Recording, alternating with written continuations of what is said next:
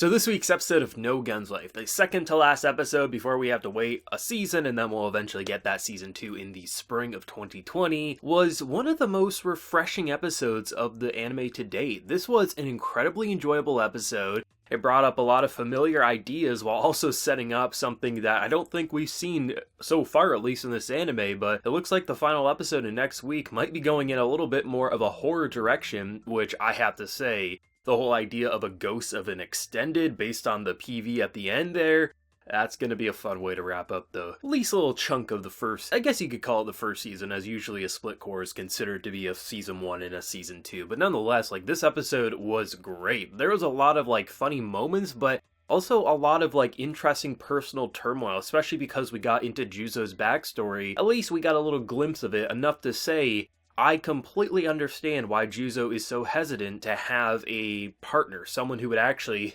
it always sounds so cheesy, but to pull his trigger. It seems like his partner from back in the day during the war seemingly treated him as a person at the beginning, but then eventually realized he had to treat him as a tool. And based on the imagery of a chained up Juzo, I have to say, it's pretty damn clear why he may be very hesitant to have someone like Tetsuro, his obvious future wielder, to actually trust in him because of what's happened to him in the past. I mean, talk about PTSD from a war, this is cranking it up by about 11. I mean, I already thought they had enough PTSD based on the modifications done to them. But then seeing how some partners would treat each other, because yeah, in theory, in just, general observation, it's a revolver, it makes sense to treat it as a tool, but clearly, it's a person. It's a living and breathing person, even if they have been modified to this degree.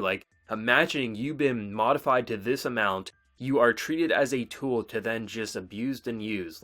Imagine serving your country to be treated like this. That's worse than any soldier in the modern world. That's absolutely horrible, but it really goes to show why he is so hesitant and in some ways acting like a child, not wanting to play nice with other people, because the last time he did so, it clearly didn't come out to be something in his favor, which holy shit, I was not expecting that, but I absolutely love the direction. I can definitely say the entire Pepper and Seven situation surrounding Juzo didn't play out how I thought it would, and I wasn't even really sure how it would play out, but it completely went in a different direction, and I for one loved it. I mean, anytime you have one of those characters who's very seductive, rocks what she has and knows what she wants, and the fact that she can easily walk all over people and really no one can challenge her authority, I like those kinds of characters in anime, and I mean, you get one of my favorite scenes in No Guns Life to date. After she gives him an old sloppy kiss, you just focus out, and you look at Mary's just dumbfounded and disgusted face. One of the best shots in this anime to date. Just the whole idea that they're setting it up as being that pretty typical, cliche romance, kind of antagonist hero romance subplot,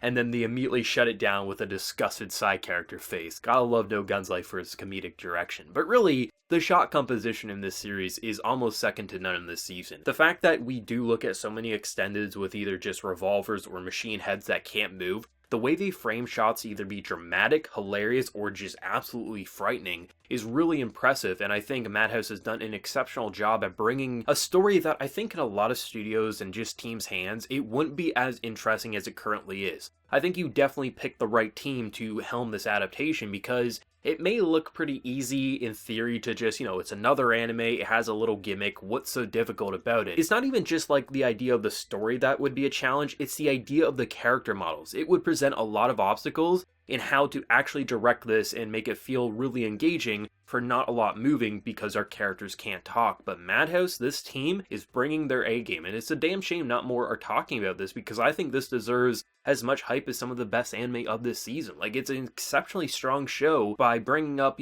classic anime ideas while also doing something I really haven't seen before. And that's saying something. To actually be original in the world of anime is a pretty big challenge, but just the direction they've been taking this, we have one episode left, I can really safely say that this is a very unique anime, and I am so excited for the second half of this anime in the spring of next year. I just really enjoyed that entire confrontation and how it really was bringing up the idea of all tools have an owner, and how hard Juzo is trying to push away from that, because he doesn't want to be a tool. He is a person. And I think the idea of pretty much everyone saw this coming. Everyone knew at some point Tetsuro would be the wielder for Juzo. However, it's going to be a lot different when he does open up and say, not just because our life's in danger can you pull the trigger, but I actually trust in you. I think when we actually do get that confrontation between Pepper and Seven and Tetsuro and Juzo, it's gonna be like night and day. You're gonna have a partners that trust in each other as people versus a girl who walks all over her servant, and that's gonna be incredibly interesting. We're not gonna see it this season, I'm sure. I'm sure that's gonna be something for the back half of season 2. I think that's just how it would naturally go. We'd feel much more better because we'd have time to actually grow with them as partners, actually trusting in each other,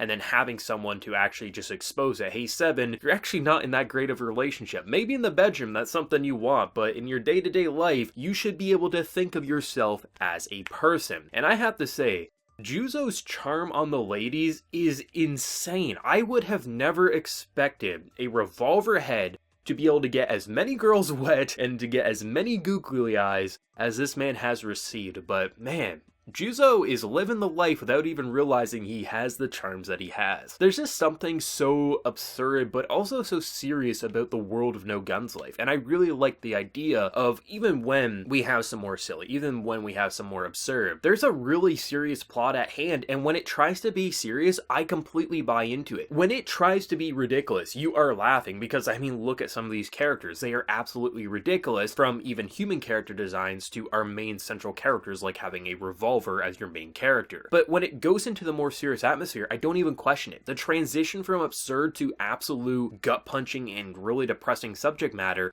it feels so natural and smooth, and I don't know how it's working so well, but just having characters sit down, talking to basically a robot revolver, and then you have human characters discussing serious political matter, I completely buy into it 100%. I don't even doubt it. And then a second later, they can make a joke about cigarettes, and I'm like, that's really funny because he's a revolver, yet 30 seconds prior, I wasn't questioning the serious, even though it's still a revolver. I'm not sure if I'm the only one who's felt this with No Guns Life, but it's something that I really respect, and I think the big reason I love it so much is because of the shot composition. It's just so spectacular to see the number of ways that Juzo himself, like ignoring everyone else, just our central character, the number of ways they found to stylize a shot to make him feel interesting, menacing, funny, or just pretty mundane, but it doesn't feel like the same shot we just looked at. Like, honestly, you could probably take a screenshot of every time Juzo is on screen from episode 1 all the way to episode 12, and you would find so many unique shots, and that's saying a hell of a lot, and I think they probably took liberties to really spice up some of the paneling, because, with a manga adaptation, yes, you do have like a flowchart that you can work with,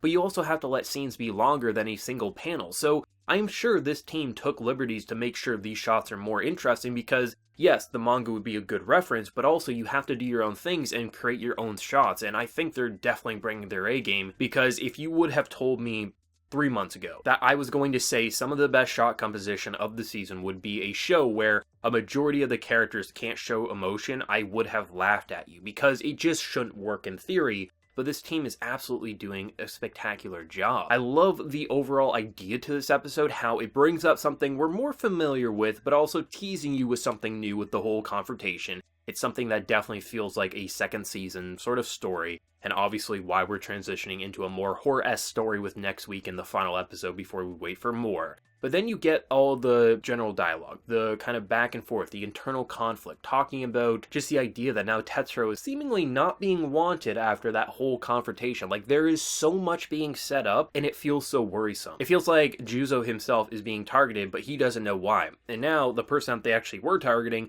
is no longer being targeted because he's with Juzo. There is so much that could happen that could either completely tear this cast of characters apart or bring them even closer together. And I'm even more excited for No Guns Life than I already was. I really feel like after next week's episode, I am going to be hyping up the spring so damn much, because this series has really evolved into something that's more than just some anime of the season, just some anime gimmick. It actually feels incredibly personal, incredibly relatable at times, especially when they bring up like family conflicts and how a lot of this could happen to anyone just trying to live another day, feed their family, support their family, someone like Colt or anyone like that. It feels like all the bad shit that happens to these characters could really happen to anyone, and because of scummy political leaders, underhand tactics, and maybe even corrupt police forces, things like this could happen and you could be sold off to a war where you are treated like a tool. It's absolutely mind-boggling, and you mix it together with probably my favorite OST of the season, ignoring carryovers obviously, as then I'd probably side with like a Vinland Saga or Dr. Stone, but if we're talking about new anime of the fall season, this has my favorite soundtrack.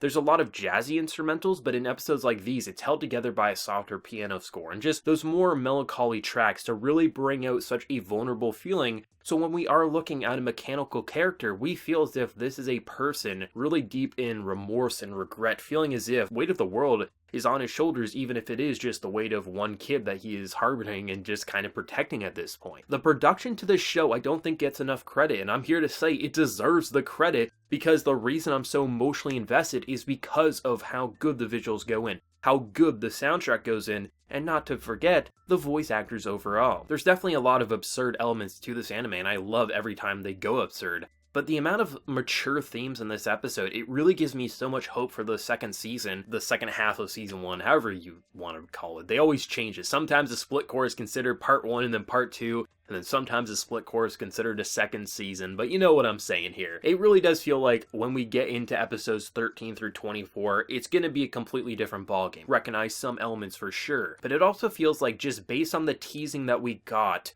and yeah, there was definitely a lot of teasing towards Juzo, but just what the conflict could look like between two characters who seem very similar, but emotionally are very different, with two revolvers going at it and eventually having the difference of a human partner who actually values his partner as a person and someone who views them as a tool. Like, it's going to be really interesting, especially if someone like Juzo could change Seven's mind and actually have him say, hey, abandon the bitch because she clearly doesn't care about you as a person. Like, there's just so many possibilities, and I can't wait to see more. It's a little sad we only have one more episode before we gotta wait for a bit, but hey, it's better to end on a high note than drag it out, rush production and things like that. I'd rather the team have the time to really flesh out this beauty, because right now, it's a damn fantastic show. What did everyone think? Let me know your thoughts down in the comment section below. If you enjoyed the video, be sure to drop a like, and remember to hit that subscribe button if you have been new. So until next time, everyone, please take care and have a good one.